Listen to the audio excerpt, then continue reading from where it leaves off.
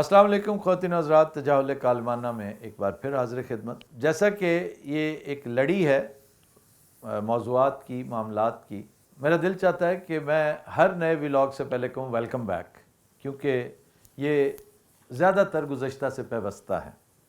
आज मेरा मौजू एक ऐसा सवाल है जो खान साहब से किया गया, जिसका ताल्लुक रेकन्सिलिएशन से है। तो पूछा गया कि जी ये जो कुछ हुआ है, ये जो कुछ आपके साथ बीती है, ever since the vote of no confidence, ever since your ouster and including the attempt on your life, ये सारी बातें क्या आप माफ़ कर देंगे? इसके बारे में आपकी मतलब क्या राय, क्या आप कहते क्या हैं? इमरान ने मेरी तवक्को के बरक्स इसका जवाब दिया। मेरा ख्याल था वो कहेगा कि ठीक है, मैं इसमें बहुत लीनियंट होके ट्रूथ एंड रेकन्सिलिएशन, जिस तरह हमेशा वो नेल्सन मंडेला की मिसाल देते हैं, अपार्टाइड के दिनों में होने वाले मजालिम की मिसाल देते हैं, तो ऐसी कोई बात करेंगे मौसूफ। लेकिन उन्होंने कहा भाई सीधी सी बात है, दो चीज़ें हैं, एक वो एग्रेंडीजमेंट, एक वो ज़्यादती जो मेरे साथ हुई। मुझे इक़्तिदार से बाहर किया गया, ओके। मेरी बदनामी करने की कोशिश की गई, ओके। मेरी जान लेने की कोशिश की गई, ओके। ख़ास तौर पे इशारा करते हुए ये टांग, ये वाली टांग, उन्होंने कहा कि इसके बारे में ये माफ़ी हो सकती है, ये जितनी चीज़ें मेरे से मुताल्लिक़ हैं ना, इन पे माफ़ी हो सकती है, मैं माफ़ कर सकता हूँ। और ये वो बतौर वज़ीर आज़म बात नहीं कर रहा था। इमरान एक ह्यूमन बीइंग के तौर पे, एक इंतहाई पॉपुलर लीडर के तौर पे कह रहा था कि नथिंग पर्सनल, नथिंग पर्सनल। बल्कि मुझे तो लगता है कि वो तमाम अनासर जो इसके मुखालफीन हैं वो भी दिल में कहते होंगे, खान साहब नथिंग पर्सनल, जस्ट बिजनेस। हमारा टारगेट था ये, हमें ये एक गोल दिया गया था, एक मिशन दिया गया था। तो ही सेड कि इनके ऊपर माफ़ी हो सकती है बशर्ते के कुछ लोग चाहे बिहाइंड क्लोज डोर्स ही सही कन्फेशन दे दें कि जी ये हमारी तरफ से ये इनिशिएट हुआ, इसके परपेट्रेटर्स हम थे अनफॉर्चुनेटली, और इसको पब्लिक ना किया जाए। But I will still forgive each and every individual involved in it, क्योंकि this was personal and it has nothing to do with Pakistan. However, when it comes to corruption, that is not pardonable, क्योंकि जिस तरह पाकिस्तान को plunder किया गया ना, ये फ़कीदुल मिसाल है। मैं हमेशा ख़ुद भी गुजारिश किया करता हूँ अपने शो में कि ना सिर्फ एक बीमार मईशत, मईशत क्या, मुल्क बीमार, रियासत क्या होती है, माँ के जैसी। बाज़ लोगों के यहाँ तो माँ के जैसी है, मेरे जैसों के नज़दीक माँ है, और वो भी बीमार। और तुम बीमार माँ को रौब कर रहे हो, शर्म तो खैर तुम्हें नहीं आती, खौफ खुदा भी नहीं है। ज़ाहिर खौफ खुदा हो तो तुम 6-6 जहाज़ डॉलरों के स्टफ़ करके, आई रिपीट, स्टफ़ कैसे किया जाता है, सीटें निकाली जाती हैं, वो सिर्फ एक वेसल के तौर पे, जैसे एक उड़ता हुआ पड़ोला नहीं होता, ये जिसमें देहात में आपने देखा गंदम डालते हैं, स्टफ़ किए हुए डॉलर्स, 6-6 जहाज़ एक ही गो में। ये पाकिस्तान से बाहर कोई दुबई, कोई कहाँ से कहाँ जाते आते रहे, आपको पता है कौन ले जाता रहा। ये तो सिर्फ एक टिप ऑफ द आइसबर्ग है, ये बहुत बड़ा प्लंडर है, बहुत बड़ा प्लंडर ऑफ पाकिस्तान। मैं इसके ऊपर कुछ करना चाहता था लेकिन वसाइल नहीं थे, मैं नहीं कर सका।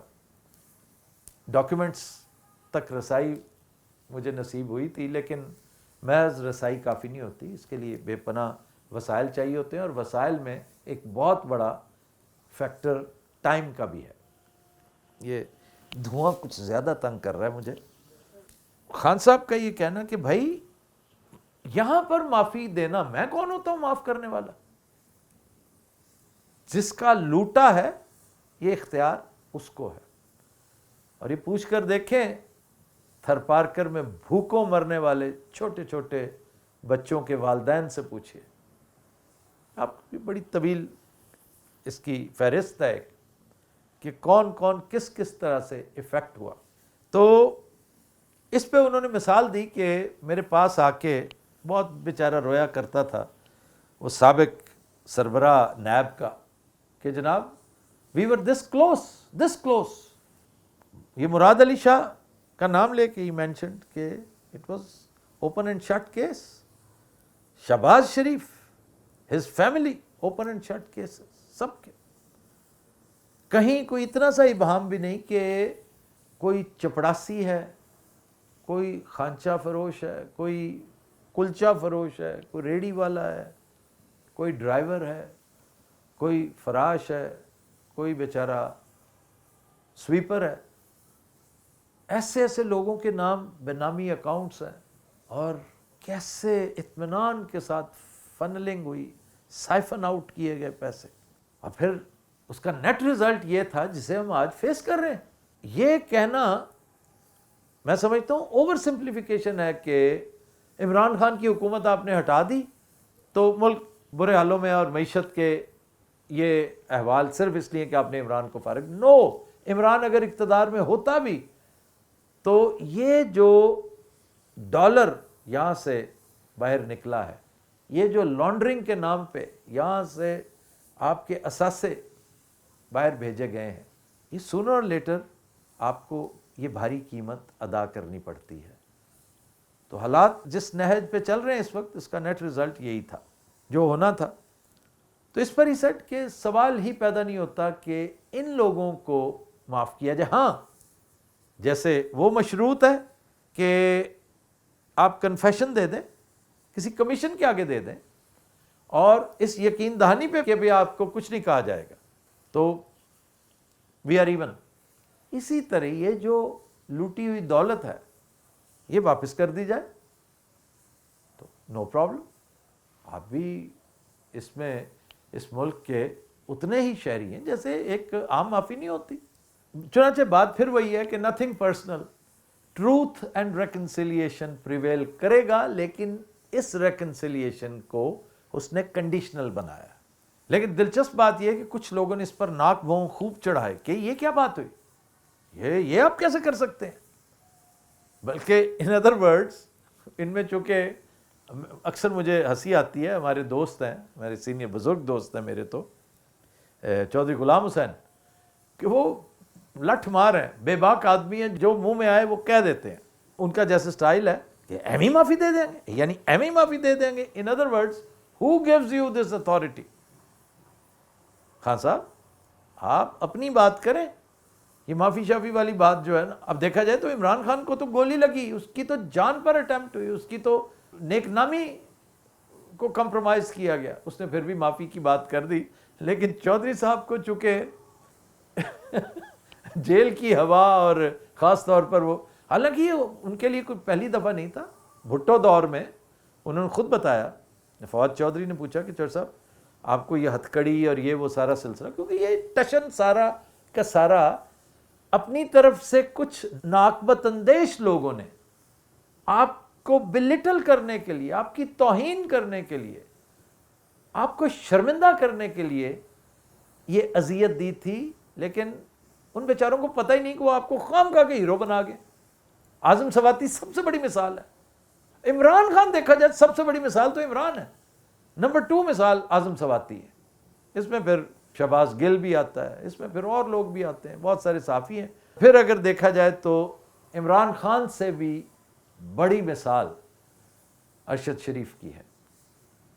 لیکن ارشد شریف کا معاملہ بالکل الگ ہے. ارشد شریف کے اوپر معافی جو ہے نا وہ نہیں ہو سکتی, اور باقی کسی بھی چیز کو صرف نظر اس سے کیا جا سکتا ہے.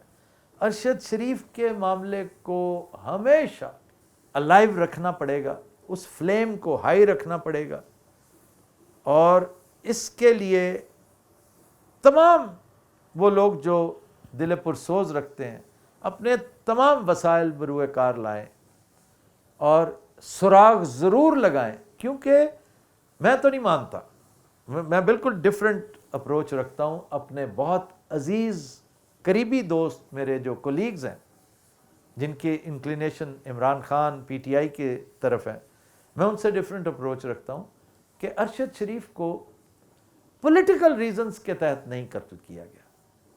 یہ خبیث بدخصلت شخص یا بدخصلت لوگوں کا ٹولہ، یہ وہ ہے جس کو اس نے ان کی کچھار میں جا کر ان درندوں کو چیلنج کیا تھا، اور جن کی دکھتی رگ پہ اس نے ہاتھ رکھ دیا تھا. اور دکھتی رگ کبھی ان کا اقتدار نہیں ہوتا، معیشت ہوتی ہے. ان کی زندگی، ان کی جان ان کی معیشت میں ہے. ان کا دین ایمان، جو کتاب ان کے لیے خاص ہے نا، جو بک جس کی یہ رسپیکٹ کرتے ہیں، جس کی بڑی تکریم ہے ان کے نزدیک، وہ چیک بک ہے. تو اس نے ان کی چیک بک کو چیلنج کیا تھا. ہو سکتا ہے میں غلط ہوں، یہ میرا اپنا گمان ہے. تو بہرحال بہت سے دوستوں نے عمران کے ساتھ ایگری بھی کیا، بہت سے ڈس ایگری کیا، نہیں جی نہیں معافی نہیں دینی. اور لیکن عمران کا اپنا انداز جو ہے نا، اس سے صاف ظاہر ہوتا ہے کہ وہ پچھلی باتیں بھول جانے کے لیے بالکل تیار ہے. چھوٹے چھوٹے اس نے کنڈیشنز لگا رکھی ہیں، وہ ساری ڈویبل ہیں. جو چیز ڈویبل نہیں ہے وہ یہ کہ کوئی نیا این آر او دیا جائے.